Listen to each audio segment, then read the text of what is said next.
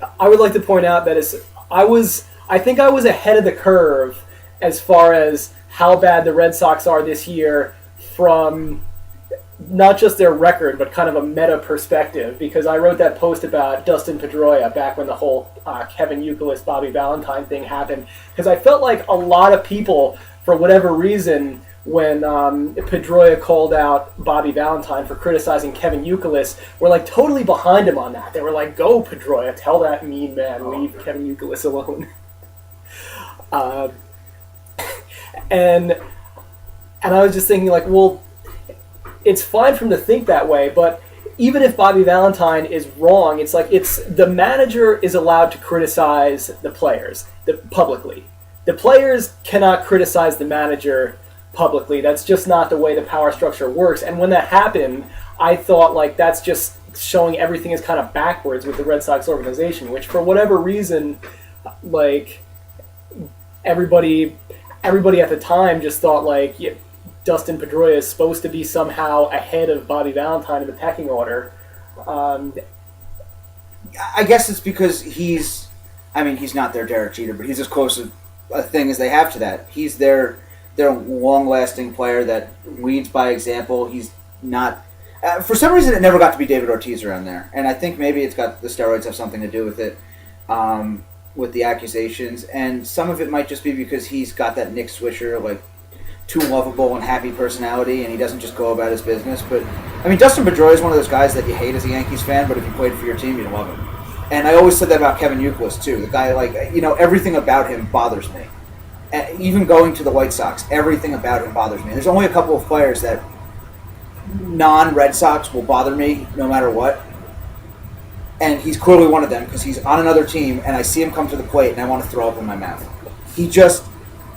I think Dustin Pedroia would have that same effect until, like, Johnny Damon used to be that guy to me. And then, You know what? I couldn't stand him. I hated his long hair. I hated that he looked like a caveman. I hated his stupid little bailout swing, and God bless him, he came to the Yankees, and he became one of my favorite players immediately. You couldn't have been happier to have a guy that doesn't strike out very much, that, makes contact, plays hard, runs to first base, unlike Robinson Cano yesterday. That's got to be why Pedroia, if Derek Jeter called out Joe Girardi, everybody would side with Derek Jeter. Nobody would say he was wrong. And I think... But I don't think Jeter would call out Girardi, though. That's the thing.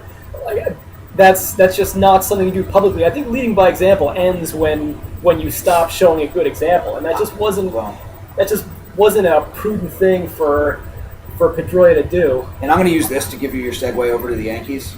Because this is what I've been planning on maybe writing and what's been bothering me forever. And it's Jorge Posada. Jorge Posada is the difference. Not the man Jorge Posada, but the personality Jorge Posada. Because I think the Yankees have a lot of the elements of a team that wins. Granted, they have injuries and they're struggling right now, but every team goes through rough patches. But they have the old guard. They have Jeter. They have Andy on his way back. They have even A-Rod, I think, counts as that at this point. He's been here for a decade. And they had Mo. Even when you take the three best guys out of their lineup, they're supposed to be still have at least as good as lineup as anybody else has. They're just not. Yeah. When everybody's healthy, they're above. But if they get a couple of injuries, they're not supposed to suck. No, you're not. And that's what's bothering me. This team has no guts. They have no fight. They have no courage. They have too many of these Nick Swisher, Curtis Granderson, Robinson Cano. Like these good clubhouse guys who I think you need a mix of because your early 2000 Yankees were too corporate and had none of that. You had like Tony Womack playing second base and just like striking out and being miserable and walking back to the dugout. Like Kevin Brown punching wall. It's just so many unlikable guys. Randy Johnson.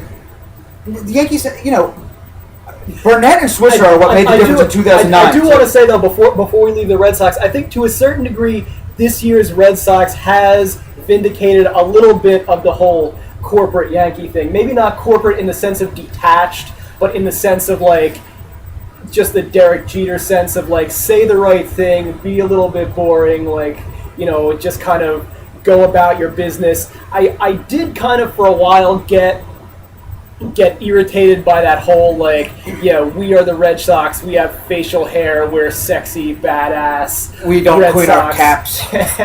and you guys The are Trot just, Nixon type. Yeah, and you guys are just like corporate Republican Yankees. Yeah, I've always been happy to be looked at as that kind of guy. I keep my jerseys clean, and I like being a Yankees fan. I like buying a new cap every year when the season starts, just so I have a fresh cap and it looks good. And granted, I'm wearing one of my grungy old ones today. So it's like, maybe we're a little bit boring, but your dirty, sexy Red Sox team is under 500. So see how that works out for you. I think what it comes down to is you'd rather be identified with Jay-Z than Neil Diamond. Right? I mean, who are the big Red Sox fans? Like Stephen King, Ben Affleck. But yeah, I don't count me out for that group. But Bill Simmons, I guess. well, he's entertaining. He's intolerable at times too, though. But let's not blast a guy that's more successful than us on camera. But yeah, going back to it, when's the last time the Yankees missed the playoffs?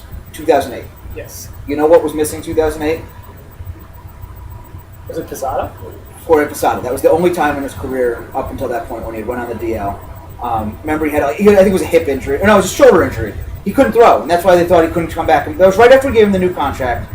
He hurt his shoulder, couldn't throw, and they thought the rest of the contract was going to be a disaster, which it kind of was anyway, especially by last year. But think about it. Early 90s.